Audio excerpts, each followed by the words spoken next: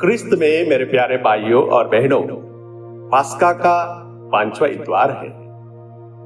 एक दिन शाम के वक्त मशहूर ग्रीक थिंकर फिलोसोफर डियोगेनेस एक सड़क के किनारे खड़े होकर जोर जोर से हंस रहे थे। एक पागल व्यक्ति के समान हंस रहे थे। उन्हें देखकर उसी सड़क से जाने वाले एक व्यक्ति ने उनसे पूछा, भाई साहब, आप इतने जोर जोर से क्यों हंस रहे हैं? क्या हुआ है? तब डियोगेनेस कहते हैं, देखो, सड़क के बीचों बीच एक पत्थर पड़ा हुआ है। कम से कम 10 लोग उस पत्थर से ठोकर खाकर गिर गए हैं, परंतु उनमें से एक ने भी उस पत्थर को वहां से नहीं हटाया है। सच में हम लोगों के अंदर प्यार की कितनी कमी है। सच में हम लोगों के अंदर प्यार की कितनी कमी है। प्यारे भाइयों और बहनों, हजारों परिवार टूट जाते हैं क्योंकि परिवार के लोग एक दूसरे से प्यार नहीं कर पाते हैं। अगर वे एक दूसरे से प्यार करते तो उनका परिवार कभी नहीं टूटता। हजारों लोग, हजारों औरतें और आदमी, नौजवान लोग जेल में, अस्पताल में पड़े रहते हैं, सड़क किनारे मिलते हैं क्योंकि उनकी जिम्मेदारी लेने वाले उनसे प्यार नहीं करते हैं, उनके साथ दुश्मनी मोड़ लेते हैं। ऐसे तमाम लोग हैं जो लड़ाई करते हैं, जो झगड़ा करते हैं, मारपीट करते हैं, गुलामी का जीवन बिताते हैं क्योंकि उनका चाहने वाले उनसे प्यार करने से बंद कर देते हैं, प्यार नहीं करते हैं।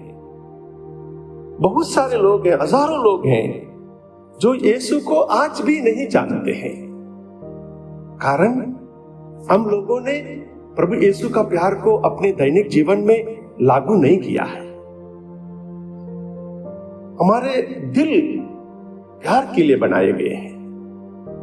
अगर हम लोग सचमुच एक दूसरे से प्यार करेंगे तो हमारे परिवार में, हमारे समुदाय में, कम्युनिटीज में, हमारे समाज में प्यार देखने को मिलेगा क्योंकि ये दिल प्यार के लिए है और इसी प्यार से हम लोग स्वर्ग राज्य की ओर अपना कदम बढ़ाते हैं। क्रिस्त में मेरे प्यारे भाइयों और बहनों, हम लोगों में से बहुत सारे ऐसे लोग हैं जो film star, sports star, prominent personalities, इनको एडमायर करते हैं, उनके साथ अपनी आइडेंटिटी रखना चाहते हैं, लोगों को बताना चाहते हैं कि हम इन्हें पसंद करते हैं, हम उनके चाहने वाले हैं, वे हमारे रोल मॉडल हैं। इसलिए वैसे लोग टी शर्ट में उनका नाम, उनका पिक्चर या टाटू बनाते हैं या स्टिकर लगाते हैं। पता चलता है कि ये उनके आइडेंटिटी के साथ अपना जीवन बिताते हैं।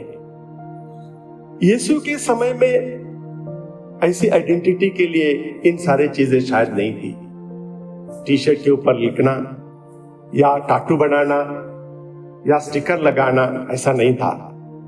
इसलिए यीशु बहुत ही एक सरल उपाय ढूंढ लेते हैं। वो अपने शिष्यों को अपनी पहचान दिलाने के लिए उनको एक बहुत ही आसान सा तरीका बताते हैं। वो तरीका है एक दूसरे से प्यार करना। जब हम एक दूसरे से प्यार करने लगेंगे, लोग जान पाएंगे कि हम यीशु के शिष्य हैं। यही बात प्यारे भाइयों और बहनों, प्रभु यीशु आज के सुसमाचार में हम लोगों से कहते हैं, यदि तुम एक दूसरे को प्यार करोगे तो उसी से सब लोग यह जान जाएंगे कि तुम मेरे शिष्य हो। क्या प्यार करना उतना आसान है? नहीं, प्यार करना आसान नहीं है। प्यारे भाइयों और बहनों, वियतनाम के युद्ध के बाद एक सैनिक अपने घर जाने के लिए तैयार हो जाता है। घर पहुंचने से पहले वो अपने जगह से सैन फ्रांसिस्को से अपने मम्मी पापा को फोन करता है। फोन में बात करते समय मम्मी पापा से कहता है, पापा मम्मी, मैं जल्दी ही घर आने वाला हूं। मुझे बड़ी खुशी है कि आप लोगों से मुझे मिलने के लिए मौका मिला है। पापा मम्मी बड़े खुश हो जाते हैं, फोन से ही कहते हैं, बेटा हम तुम्हारा इंतजार कर रहे हैं, जल्दी आ जाना। तब बेटा पापा मम्मी से यह कहता है, पापा मम्मी, मुझे आपसे एक परमिशन लेनी है, एक अनुरोध करना है। मेरे साथ मेरा दोस्त भी आना चाहता है। पापा कहते हैं, बहुत अच्छा, अपने दोस्त को भी लेके आओ, वो भी हमारे साथ रुकेगा। तब बेटा कहता है, पापा एक दिक्कत है, जो दोस्त हमारे साथ आने वाला है वो युद्ध के समय एक ग्रेनेड के ऊपर अपना पैर रखा था, उसका एक पैर और एक हाथ कट गया है। उसका एक पैर नहीं है, एक हाथ नहीं है। पापा वो हम लोगों के साथ रुकना चाहता है। पापा की आवाज धीमी हो जाती है, मम्मी बोलती नहीं है। बेटा फिर से अलो अलो करता है। जब पापा कहते हैं, बेटा हम तो अभी बूढ़े हो चुके हैं, रिटायर्ड हो चुके हैं, मम्मी भी अक्सर बीमार रहती है और तुम भी अक्सर बाहर रहते हो, तुम्हारे दोस्त को हमारे साथ रख के हम क्या करेंगे? उसे हमारे साथ रुकने के लिए बड़ा मुश्किल होगा। तुम ऐसा करो, तुम अकेले ही घर आ जाना, तुम्हारा दोस्त अपना रास्ता देख लेगा, जहां कहीं भी उसे जाना हो चला जाएगा, तुम आ जाना। इतना सुनते ही बेटा फोन नीचे छोड़ देता है।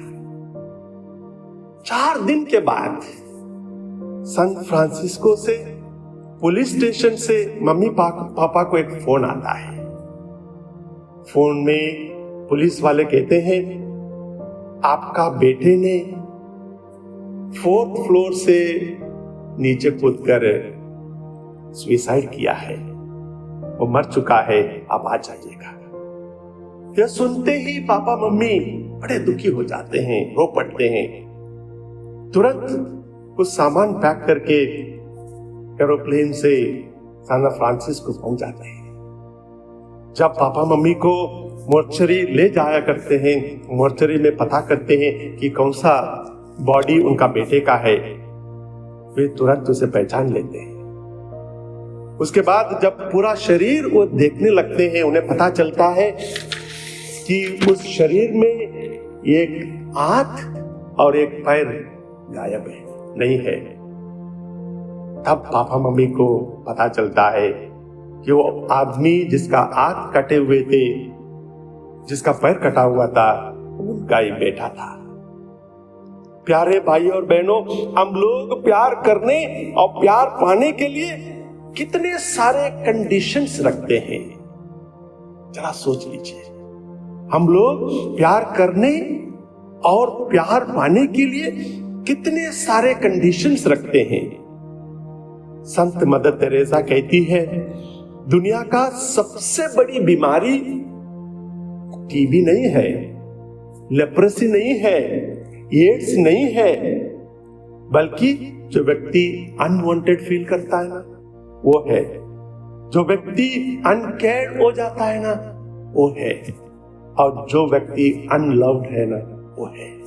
वो सबसे बड़ी बीमारी है इस दुनिया में। जी हाँ प्यारे भाइयों और बहनों, जो सुंदर है, जो स्मार्ट है, यंग है, रिच है, टैलेंटेड है, उनको प्यार करने, उनके साथ रहने के लिए सबको अच्छा लगता है ख्रिस्त में मेरे प्यारे भाइयों और बहनों। परंतु यीशु की पहचान एक दूसरे को प्यार करने से ही होती है। उनकी आज्ञा है, वे कहते हैं आज के सुसमाचार में, तुम एक दूसरे को प्यार करो, जैसे मैंने तुम्हें प्यार किया वैसे ही तुम भी एक दूसरे को प्यार करो। प्यार में बहुत शक्ति है।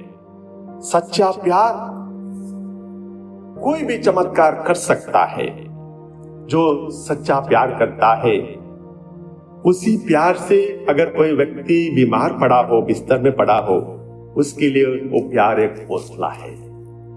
जो व्यक्ति डिप्रेशन में है, उसके लिए वो प्यार एक आशा का किरण है। और कठोर दिल कभी भी पिघल जाता है अगर उसे सच्चा प्यार मिल जाए। प्यारे भाइयों और बहनों, यीशु हमें कहते हैं कि उनको भी पिता ईश्वर ने सचमुच प्यार किया था और उन्होंने उस प्यार को महसूस किया था। पता भी चला था जब उन्होंने यर्दन नदी में बपतिस्मा ग्रहण किया था, उन्हें एक आवाज सुनाई दी थी। आवाज यह थी, यह मेरा प्रिय पुत्र है, मैं इससे अत्यंत प्रसन्न हूं। स्वयं ईश्वर हम सबसे प्यार करते हैं। प्रभु हम लोगों से कहते हैं, संत यूहन्ना का सुसमाचार अध्याय 3 पद संख्या 16 में, ईश्वर ने संसार को इतना प्यार किया कि उसने उसके लिए अपने एकलौते पुत्र को ही अर्पित कर दिया। प्यारे भाइयों और बहनों, हम सभी एक दूसरे को प्यार करें। चाहे कितना भी मुश्किल जीवन क्यों ना हो, हम प्रभु की आज्ञा का पालन करें। जब हम लोग एक दूसरे को प्यार करेंगे, हम प्रभु के सानिध्य में रहकर अपना जीवन बिता पाएंगे।